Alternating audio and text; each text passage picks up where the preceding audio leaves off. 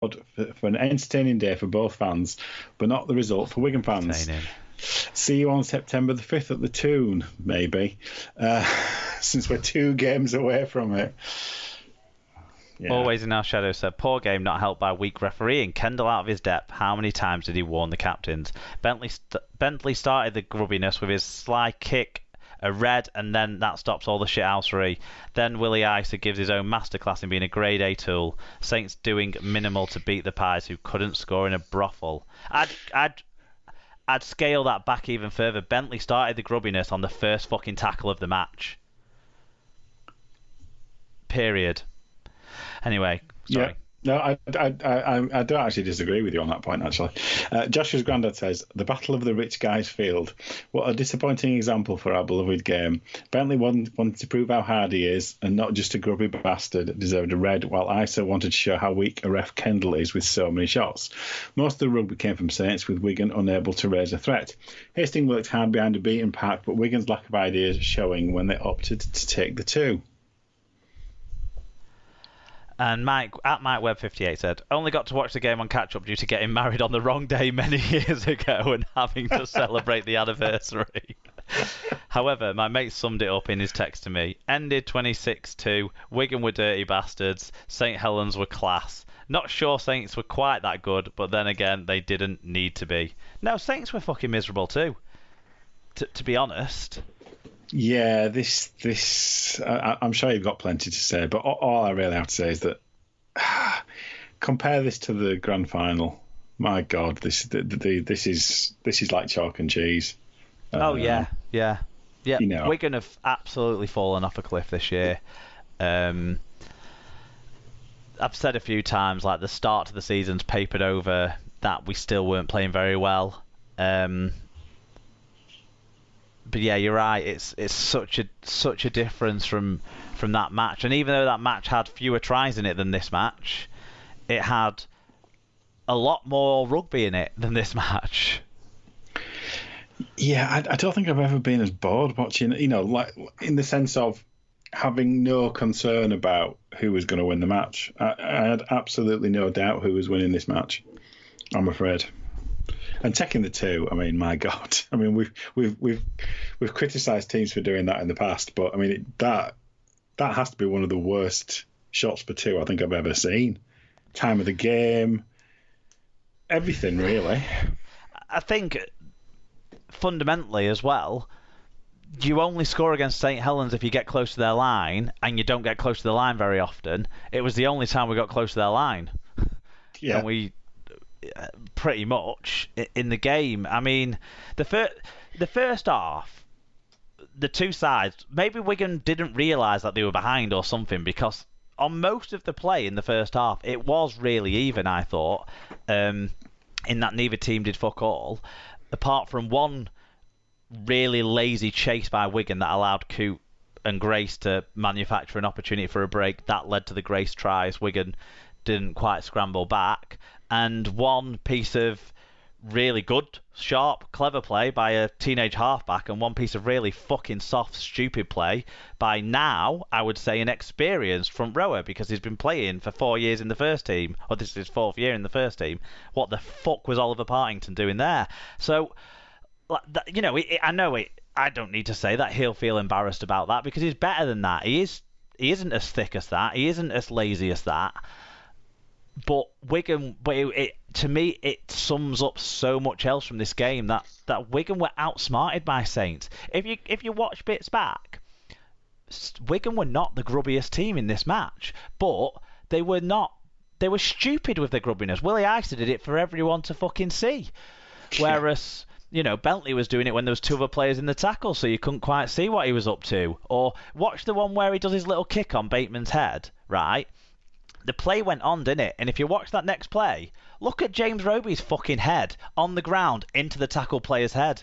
That would have been a penalty in its own right, but you don't see those things because James Roby can't do anything wrong. So Saints were every bit as grubby as Wigan, but Wigan were so stupid with what they did. Descent, stupid. Having a whack on the... Isa's tackle on Wellesby was great. Isa's follow-up on Wellesby was absolutely thick. And then straight away after that, he gives away a penalty because, let's face it, Kendall's looking to punish him because he's missed what's happened. Because you can understand why they missed what's happened. The ball had gone. And the replays, it took a few replays to find one where you actually could see what actually properly happened, didn't it? Yeah, I know what you mean. Yeah. So I kind of think on report was where the refs had to go with that, unfortunately. But so he gets penalised for something of nothing straight away after. Still ticking. Next hit up, goes in with barely any intent to tackle properly. LMS, again, way smarter than Wigan, ducks into it to make sure it hits his fucking head.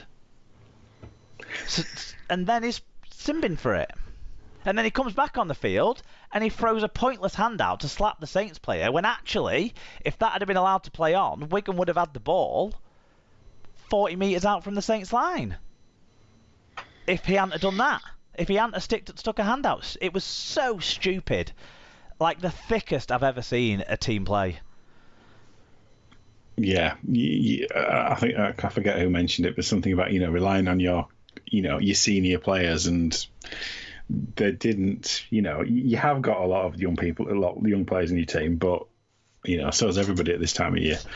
But yeah, your senior players are just, I don't know where they are. It's Smithy's third season in the first team. It's Partington's fourth season in the first team. It's Burns' fourth season in the first team, or third season, whatever it might be. I think fourth actually. I can't remember. Anyway, they're not. They've played 50 Super League games plus. These guys. Yes, they're young, and we shouldn't have to rely on them. And there's Ethan Havard and Kai Pearce-Paul that you throw into that mix as well. Yes, they're young. We shouldn't have to be playing them every week because senior players aren't up to scratch or have got themselves suspended. But they're not newbies. They got this team to a League Leaders Shield last year. They got this team to a grand final where they were in second and a bounce of the ball and a little bit of luck away from winning it or losing it. It's what Jen said, we're less than the sum of our parts. Yeah, it does feel like it's a coaching issue now, rather than it being squad, kind of capability, if you like. So it is. He's not getting what he's not getting out of them what he got last year. That's for sure. I think he's improved them as much as he can, and then this year he's just been too nice. Isa should have been pulled off the pitch by Lamb. He got away with it with the, what the on-field officials were able to see about what happened at that point. He got away with it because it was awful, the tackle. But he's not got away with it. Obviously, he's got his ban. But at that point, Lamb should have been pulling off the pitch because he was not doing Adrian Lamb or Adrian Lamb's side any favours. But that shows some of the weaknesses Lamb's shown this year. He's been too, and a lot of it's been he hasn't had much options with what to do. But sometimes you just got to make strong decisions, and occasionally be fucking angry at these pricks for messing up, rather than like just say we're nearly there, with the effort's there, just some of our stuff's a bit off. It's like, yeah, okay, you can say that once or twice, but after 3 months of it now, you can't keep saying the same thing because these players aren't feeling the consequences of their actions. But the same thing is, there's not a sniff of a word from the board about what's going on. You don't see them coming out and saying it's not acceptable what we've seen, and the fans want to hear that. They want to hear someone in a senior position at the club come out and say what we saw on Friday night wasn't acceptable.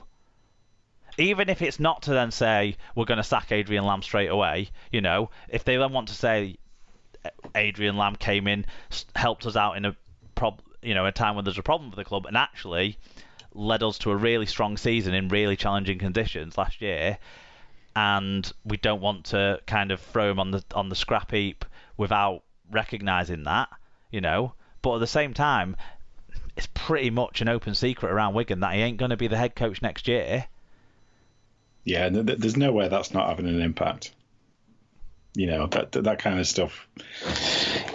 Players know, don't they? Obviously, so yeah, that's there's no doubt that's probably having an impact on his ability to, motivate players. Last year he seemed to make big calls, right calls, French to fullback.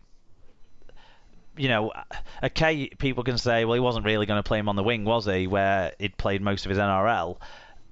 It doesn't matter. He made the right call. It was a big call because there was a lot of egos involved in that decision. Yeah. But it absolutely worked for across the board for the club, and it didn't have a negative effect on Hardacre. In fact, it had the opposite effect on Hardacre in terms of his position within the team. He became a leader. His goal kicking was way superior than it was before he got it taken off him this year. I don't know. There's the problem for me with Wigan. There's not enough people showing that there should be some sort of accountability, even if it's just an emotional reaction. And I get that Chris Radlinski came out and said a few times in recent past, last year or two, about it shouldn't be all about what the people off the pitch are saying. It should be talking about what the players are doing. But right now, his players put out a performance that was frankly not befitting of the club that they've put on. So many great performances before. I'm not taking away that these guys are really good players who try hard and want to do well for the club and are passionate.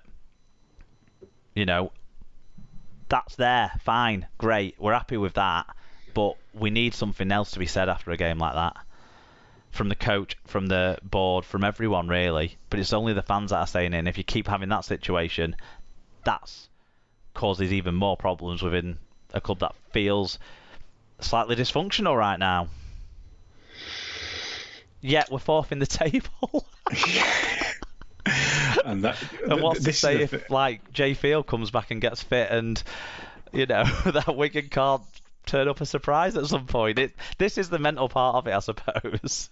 This is the crazy thing about this year. I think you're looking at, you've got three teams who are what I would call good teams, and then you've got the rest, excluding the Championship team, are middling at best. And Wigan have sunk down to, they've regressed to the mean.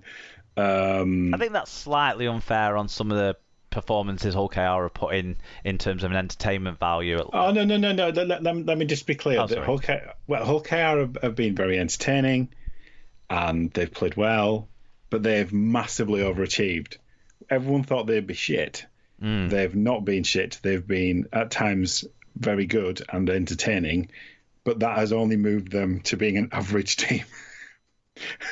in the nicest possible way. Whereas St Helens have been quite a distance from entertaining, but they're so well drilled. They're so smart. They're painfully effective at the moment. Yeah, it feels so much like the sort of last year of Wayne side, where you thought teams aren't going to score on you. You're fitter than everyone else. You're faster than everyone else. You're smarter than everyone else. You work harder than everyone else. And to an extent, the ends justify the means. But you can only have one season playing that miserably, and it justified the means for me. Yeah, well, we'll see. We'll see. Should we talk about the best game of the round? We probably should talk slightly more just about Saints, should we? I don't know. They were grubby at times. They got away with stuff. I don't know. I didn't come away with this thinking Saints were great or even good. I thought they were better than a stinking Wigan team, frankly. They were, but you still got to see as well, like, how big an impact Walmsley has on a match, and how, he is a step up from any other player in his position in the competition, sort of thing. I think Morgan Knowles was really good for Saints as well, and I think now that they've got Matty Lees back fit as well, I just think that sort of them as their primary three middle forwards with, a little whiff of Parsi occasionally mixed in. an